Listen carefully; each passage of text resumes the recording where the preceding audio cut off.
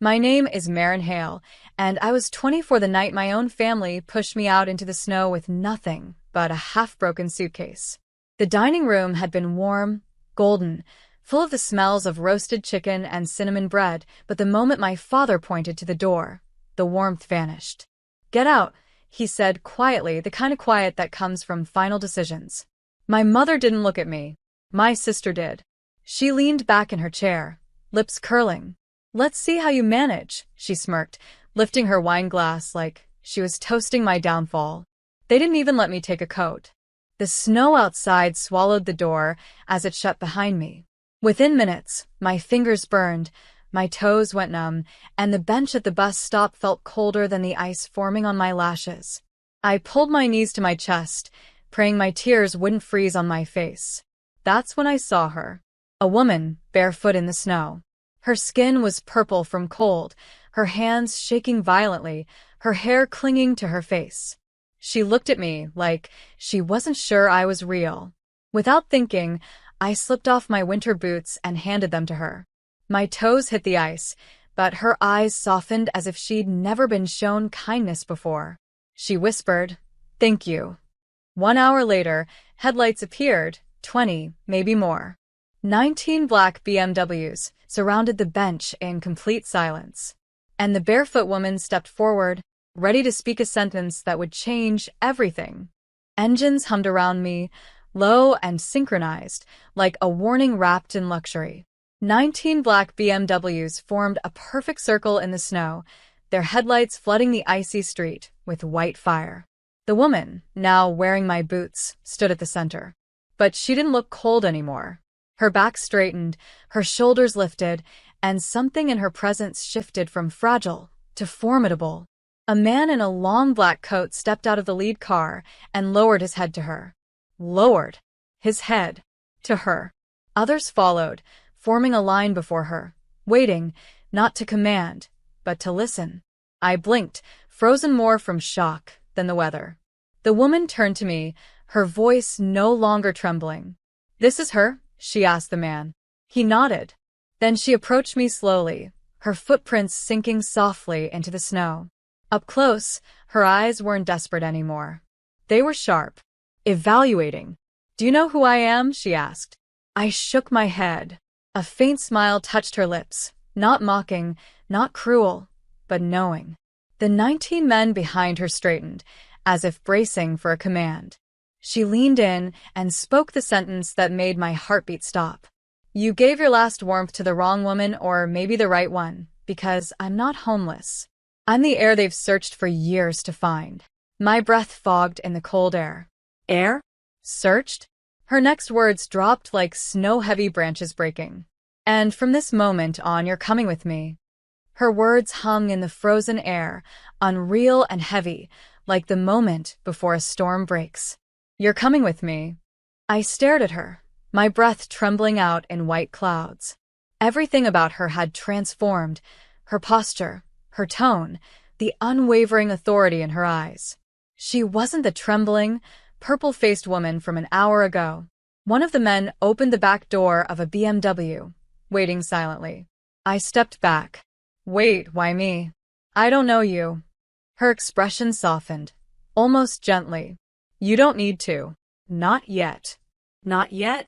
She walked closer and lowered her voice, so only I could hear. "I have everything, power, loyalty, resources, but tonight, you gave me something none of them ever could." I swallowed hard. "What?" Her gaze flickered with something raw. "A choice." And kindness without expecting anything in return. Behind her, the men watched with disciplined stillness, but their eyes were filled with curiosity, as if I were the anomaly, not her. I hugged my thin sweater to my body. The cold gnawed at my bones, but the shock drowned most of it out. She glanced at my bare feet, still pressed into the ice. "Get in the car, Marin. Your life is about to change." Hearing my name from her lips made something inside me wobble. How do you know my name?" She smiled, small, knowing, unsettling. "Because you're not here by accident. None of this is."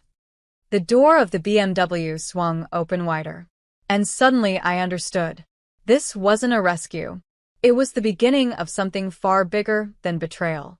The warmth inside the BMW felt unreal, almost too soft against my frozen skin. Leather seats, heated floors, a faint scent of cedar, and something expensive I couldn't name. The woman slid in beside me, no longer shivering, instead radiating a calm power that made the space feel smaller. One of the men closed the door, and the car began moving in perfect synchronization with the others, like a convoy escorting royalty. I pressed my hands together, trying to stop them from shaking. "Can you please tell me what's going on?" She studied me for a moment, her expression unreadable. "My name is Arya Voss," she finally said. The name hit the air like a quiet strike. I'd heard it before, whispered in rumors, news headlines, business forums. A missing heiress. A ghost of $1 billion empire. But she continued, her voice calmer than the thoughts racing in my mind. "I disappeared 3 years ago. Not kidnapped. I walked away. Too many lies, too many people wanting a piece of me." I swallowed. "And tonight?" Her eyes softened. "Tonight, I wanted to see something real again. To feel the world without cameras, guards, obligations." She lifted her foot slightly, my boot still wrapped around it. And then a stranger gave me the only warmth she had left. I didn't know what to say. My family had thrown me out hours ago. Arya Voss, the most sought-after woman in the country, was now looking at me like I was the rare one. She leaned back, her voice lowering. "Marin, you passed a test you didn't know you were taking." The convoy turned down a long, private road. Arya glanced at me with a look that made my heart stop. "And now, I'm going to give you something your family never did." She paused. "A future." The convoy glided through tall iron gates that opened as if recognizing Arya's return. Beyond them, snow-covered pines lined a wide driveway leading to a massive stone estate, elegant, silent, glowing with warm lights that felt like another world entirely. My breath caught. This is yours." Arya nodded softly. "One of many, but this one matters." Security guards straightened as we passed, not questioning, not hesitating, only bowing their heads to her. I felt impossibly small, yet strangely protected. Inside, the warmth hit me like a blanket. A grand hall stretched out, lit by crystal chandeliers, fireplaces burning at each end. I had never stepped into a place like this, not even in dreams. Arya watched my disbelief, her eyes gentling. "Sit," she said, guiding me to an armchair near the fire.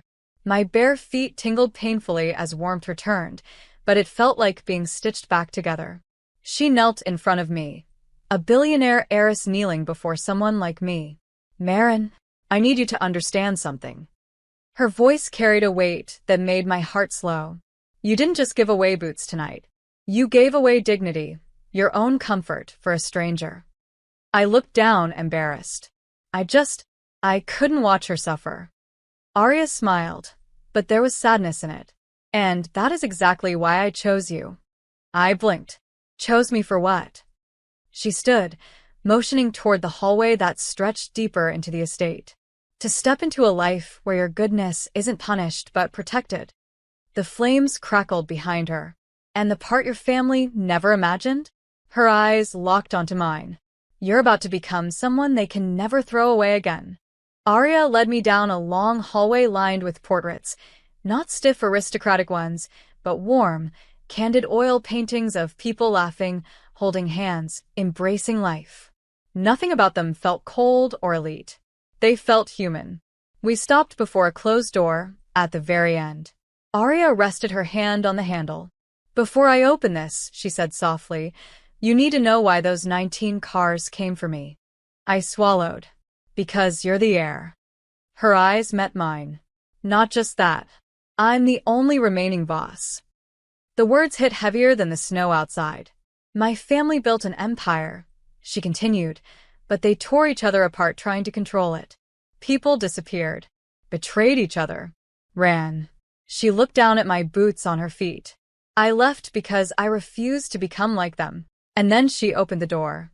Inside was a vast room, walls lined with documents, maps, security feeds, genealogy charts. At the center, a long table with a single folder placed neatly on top. Arya walked over, lifted it, and handed it to me. My fingers trembled as I opened it. Inside was a profile. My profile. My name. My birthday. My photo, taken without me noticing. Pages of observations. I gasped. You already knew me? Arya nodded. For months. My heart pounded. Why? She took a slow breath. Because I needed someone good at heart, someone unconnected, uncorrupted, unclaimed. Her eyes softened. Maren, I wasn't looking for an assistant. She paused. I was looking for an heir of my own choosing. The room spun. My life, the one my family threw away, was being rewritten. By the one woman powerful enough to do it.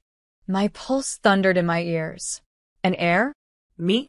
The girl thrown out with a suitcase, barefoot in the snow, mocked at her own dinner table? Arya watched my shock without blinking, as if she'd expected this moment, this exact expression, all along.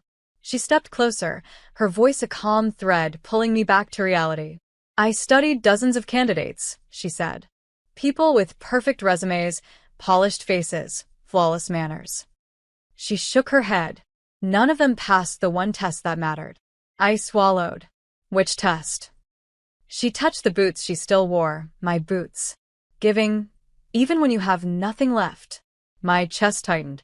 Arya motioned toward the documents covering the walls, security reports, financial analysis, risks, alliances.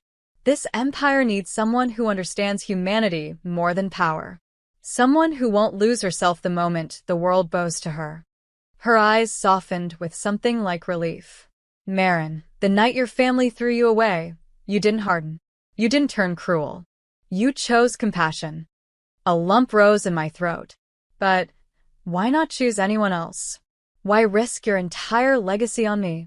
Arya exhaled. Because kindness saved my life once.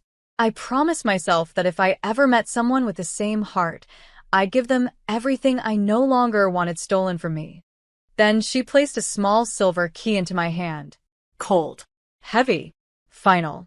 This unlocks the Voss inheritance wing, she whispered. My breath stilled. If you take that step, Maren, your past ends. And a new life begins. The key glinted between my fingers. My family had left me in the cold. But Arya Voss was offering me a kingdom. The silver key rested in my palm like a heartbeat. Small, quiet, but powerful enough to rewrite the story of my entire life. I stared at it, my throat tightening, memories flickering one by one. My father pointing to the door. My mother looking through me. My sister smirking, raising her glass like she was celebrating my ruin. My freezing toes on the bench. The woman, Arya, trembling in the snow, and my hands lifting my boots toward her without hesitation. A simple choice. A human one. The only thing my family never valued. Arya watched me closely, not pressuring, not promising, just offering. You don't owe them the rest of your life, she said softly. But you owe yourself a chance at a new one. My fingers closed around the key. For the first time in years, I felt something warm bloom inside me, not hope exactly, but belonging. Arya smiled, almost relieved.